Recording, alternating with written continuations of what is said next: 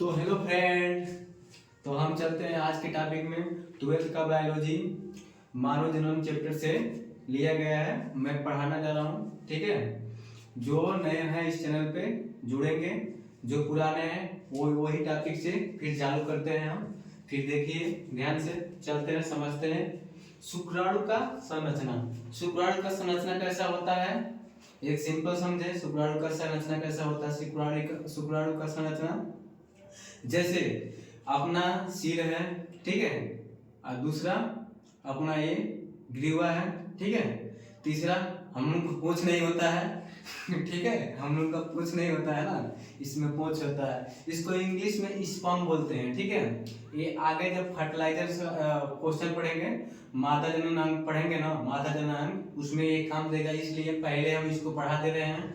ठीक है, तो डाउट नहीं रहेगा तो आप पर्सनली पूछेंगे, जब डाउट रहेगा तो नहीं समझ पाएंगे इसको, आगे चैप्टर जब पढ़ाएंगे हम बायोलॉजी का। ठीक है, पहले इसको हम देख लेते हैं। अब जानेंगे कि इसका मतलब शुक्राणु का कितना भाग होता है। शुक्राणु का हम 4 भाग बताए हैं, मतलब शुक्राणु का 4 भाग बताए हैं। चलिए देखते हैं। पहला, ये सिर होता है। देखिए, इसको इंग्लिश में क्या बोलते हैं? हेड। इंग्लिश में हेड बोलते हैं। ठीक है, सिर यानी हेड। अपना ये अपना समझिए, जैसे इसमें देखना है मतलब व्हाइट बोर्ड पे, वैसे इसमें भी देखना है। ठीक है, ये सिर यानी इंग्लिश में हेड। दूसरा क्या आता है? अपना ग्रीवा। ग्रीवा ग्रीवा आ जाइए इधर, ग्रीवा या गर्दन बोलते हैं। दूसरा नंबर पे क्या आएगा?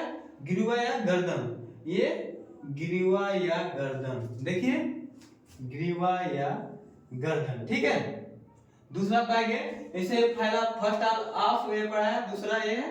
ठीक है, अब ऐसे देखिए, इसको जो सिर को बताया था मैं हेड कहते हैं, उसको शीर्षा या सिर कहते हैं। शीर्षा या सिर कहते हैं, जैसे शीर्षा या सिर कहते हैं। ठीक है, कोई दिक्कत?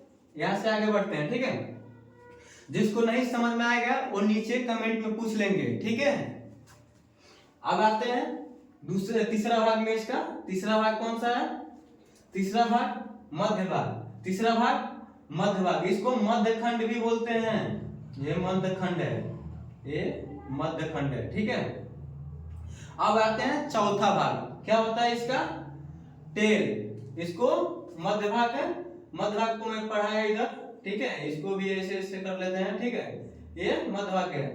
चौथा टेल, पूंछ, हिंदी में पूंछ बोलते हैं। ठीक है, इंग्लिश में टेल बोलते हैं। ठीक, अब इधर आते हैं, ये पूंछ है। ठीक है, अब इसको आगे चलते हैं। इधर कुछ इसके काम होते हैं, जैसे कार्य होते हैं। अभी काम क्या करता है, इतना बड़ा क्यों है? ठीक है, सबसे मुख्य काम क्या होता है अपना? इसमें जो ये पूरा इतना बड़ा दिख रहा है, इसको स्पर्म, ये बहुत छोटा होता है, लेकिन हम लोग बहुत बड़ा में लिखा है, बनाया है, ताकि आप लोग समझें, चैनल पे आए। ठीक है, अब देखते हैं इधर। पहला क्या है? प्लाज्मा झिल्ली। अब प्लाज्मा झिल्ली क्यों कहा गया भाई? ये बहुत पतला ही परत होता है, बहुत पतला नाजुक परत होता है। जैसे में प्याज का जो छिलका होता है वो देख लीजिए, बहुत पतला होता है। अभी हम उससे भी ये पतला होता है, इसको हम माइक्रोस्कोपी करते हैं, माइक्रोस्कोपी से बताते हैं ये ऐसा संरचना दिखता है, ऐसा संरचना दिखता है। ठीक है, कोई इसका संरचना ऐसा दिखता है। ठीक है, अब आते हैं, इसका एक और नाम से जानते हैं, हम भूल गए थे, इसका एक और नाम से जानते हैं, जीव द्रव्य कला। जिसे इसको प्लाज्मा झिल्ली बोलते हैं या जीव द्रव्य कला बोलते हैं। जीव द्रव्य कला क्यों बोलते हैं? क्योंकि इसके अंदर जो होता है वो प्लाज्मा झिल्ली बहुत ही नाजुक होता है। ये बहुत रेड जो दिख रहा है, रेड भाग, ये लाल प्लाज्मा झिल्ली से होते हैं, एक प्लाज्मा झिल्ली होता है। ठीक है, अब इसके नीचे आते हैं क्रोमोसोम।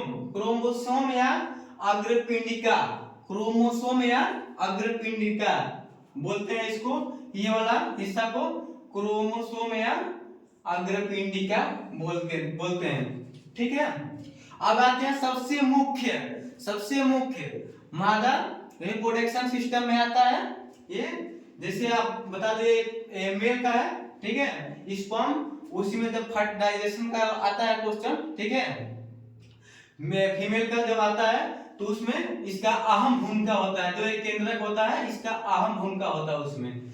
जैसे एक नॉर्मल सा चित्र बनाता है, जैसे ये मान लीजिए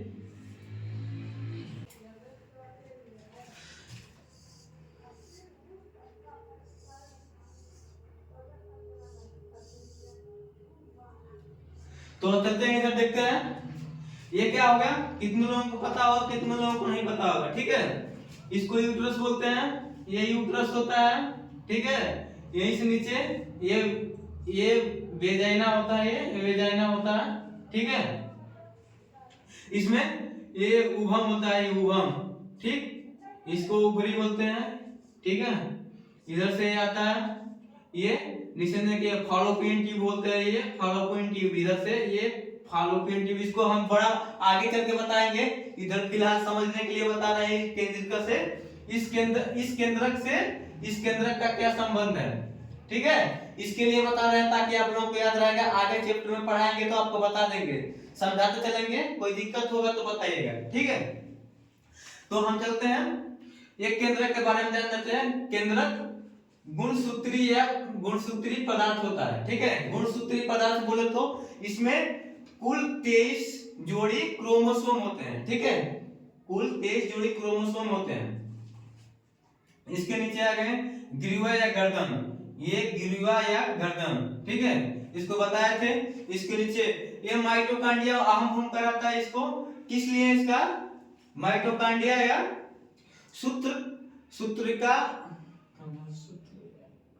सूत्रकणिका, माइटोकांड्रिया या सूत्रकणिका। दूसरा इसका जो माइटोकांड्रिया का काम होता है, इस पूंछ को तैराने के लिए ऊर्जा प्रदान करता है, मतलब ऊर्जा का स्रोत देता है, ये तैराने के लिए इसका ऊर्जा का स्रोत देता है, इसको तैराने के लिए ये इधर से ये पूंछ होता है, ठीक है। Okay, thank you for watching video. हम अगले वीडियो में मिलते हैं, नेक्स्ट वीडियो में।